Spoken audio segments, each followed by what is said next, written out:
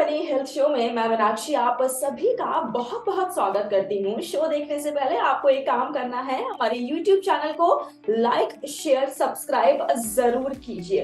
बुलाती हूँ डॉक्टर हरप्रीत सिंह को, जो कि पीडियाट्रिशियन है और एज ए डायरेक्टर ये गुरु नानक हॉस्पिटल में प्रैक्टिस कर रहे हैं, जो कि भोगपुर में लोकेटेड है। Hello doctor, welcome to our show.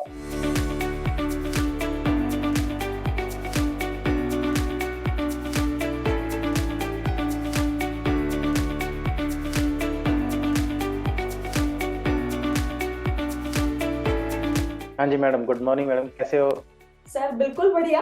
और अगर हेल्थ की बात करें, आई थिंक एक गुड हेल्थ हम सबके लिए किसी ब्लेसिंग से कम नहीं होती, और ऐसे में जब बच्चों की हेल्थ की बात होती है सो हर एक माँ बाप बहुत ज्यादा कंसर्न हो जाते हैं। सर, वो कॉमन इन्फेक्शियस डिसीजेस क्या हैं जो बच्चों को हो जाती हैं? हाँ जी मैडम, आपका अच्छा क्वेश्चन है मैडम। वैसे बच्चों में जो नॉर्मल इन्फेक्शन रहती हैं, फ्लू रहती है सबसे पहले, तो कोल्ड जिसको हम बोलते हैं। तो कोल्ड में भी हम अगर बोले तो 200 तरह के वायरसेस होते हैं इसमें। ईयर इन्फेक्शन होगी बच्चे में, कॉमन कोल्ड के अलावा ब्रोंकाइटिस जिसको हम चेस्ट का निमोनिया बोलते हैं, जिसको बोलते हैं हम हिंदी में ठंड लग गई है बच्चे को। और ऐसे टाइप रनिंग नोज हो गया, कान की इन्फेक्शन हो गई। कई बच्चों को गला का थ्रोट इन्फेक्शन रहती है, जिसको हम स्ट्रेप्टोकोकल ऐसी इन्फेक्शन बोलते हैं। ये इन्फेक्शन बच्चों में आमतौर पे रहती है। और हाँ, एक होता है पेट खराब जिसको हम गैस्ट्रोएंटेराइटिस बोलते हैं, वो भी बच्चों में बड़ा कॉमन रहता है।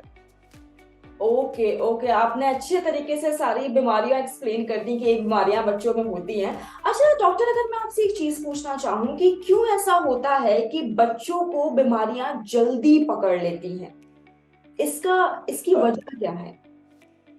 हाँ जी मैडम, इसका एक्चुअली बच्चों का इम्यून सिस्टम जो होता है थोड़ा कमजोर होता है, अभी वो डेवलपिंग स्टेज में होता है, फुली डेवलप नहीं होता। तो इसलिए बच्चे जो होते हैं जल्दी ही इन्फेक्शन को पकड़ लेते हैं, कि इसको हम बोलते हैं कैच कर लेते हैं। तो उनका इम्यून सिस्टम थोड़ा स्लो होता है, जैसे हम बोल सकते हैं हिंदी में। राइट, अच्छा। और क्या कुछ ऐसी भी बीमारियां हैं जो सिर्फ बच्चों को ही अटैक करती हैं?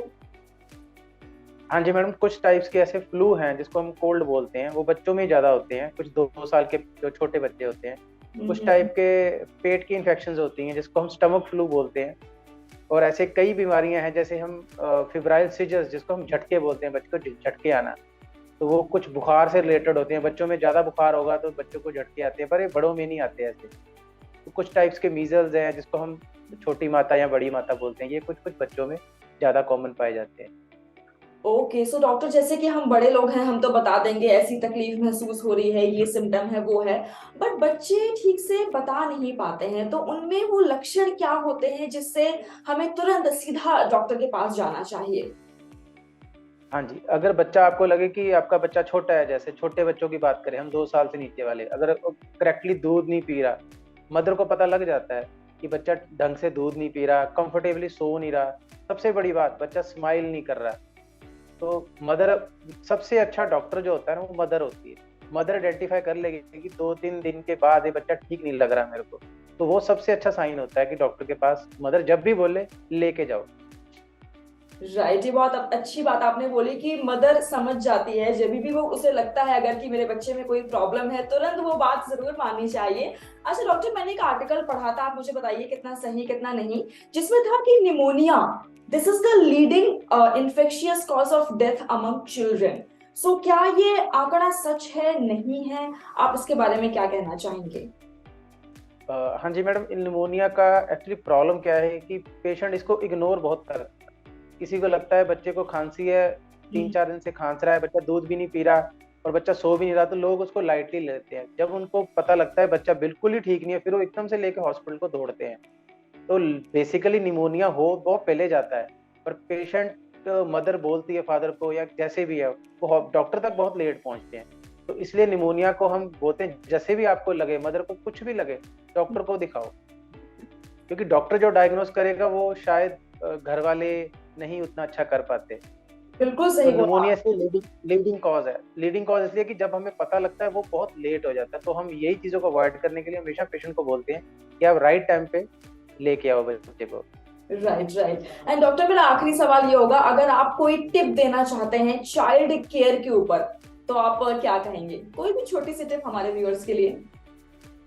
हाँ जी, चाइल्ड केयर के लिए ये टिप रहेगी कि फर्स्ट ऑफ ऑल बच्चे को हर एक 6 महीने से पहले, जो 6 महीने से छोटा बच्चा है, उसको मदर फीड नंबर 1 पे चले। क्योंकि लोग क्या करते हैं आजकल, टॉफीड्स या दूसरे दूध लगाते हैं, पर जो मदर की फीड है उससे बच्चे को आगे जाके बड़े होके बहुत फायदा रहता है।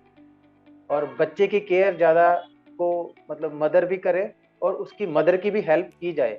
ये लोग इग्नोर कर देते हैं, मदर को अकेला छोड़ देते हैं। जिनके 2 बच्चे हैं, 3 बच्चे हैं, तो फिर मदर उतना केयर कर नहीं पाती अपने बच्चे की, तो बच्चे ज्यादा बीमार पड़ते हैं। Right, right, right. बहुत अच्छी बात आपने कही कि मदर को तो केयर करनी ही चाहिए, लेकिन मदर की केयर करने के लिए भी कोई ज़रूर होना चाहिए। सो इसी नोट पे आज का शो मैं एंड करती हूँ। And doctors, thank you so very much, आपने अपने बिजी शेड्यूल से जी मनी हेल्थ शो के लिए टाइम निकाला। पूरी टीम तहे दिल से आपको शुक्रिया अदा करना चाहती है। Okay ma'am, thank you ma'am.